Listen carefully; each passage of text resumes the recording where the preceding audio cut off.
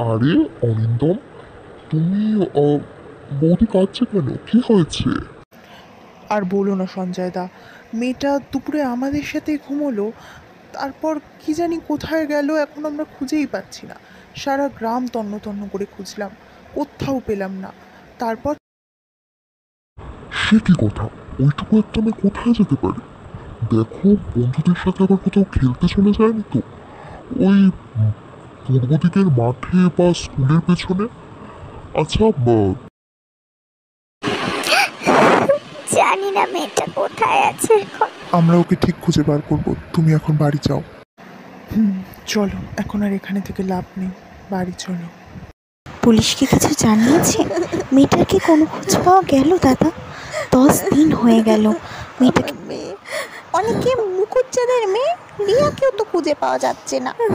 কি জানি কি হচ্ছে গ্রামে। তা যা বলেছেন মাসিমা, কি যে হচ্ছে কিছুই বুঝতে পারছি না, পুলিশও কিছু বলতে পারছে না।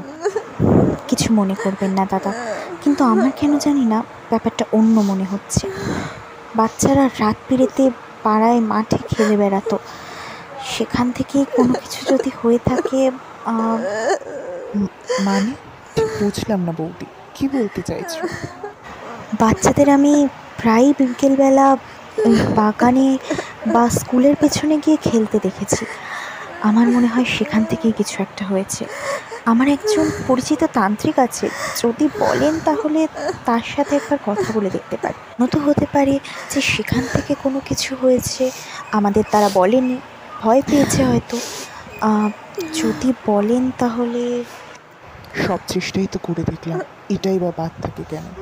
হ্যাঁ, আপনি তান্ত্রিককে বলে দিন না যেন এখানে একবার আমাদের বাড়িতে আসে। বাবা, আপনি সবটাই তো শুনলেন, এবার বলুন আমরা কি করতে পারি? আমরা আমাদের মেয়েকে চাই।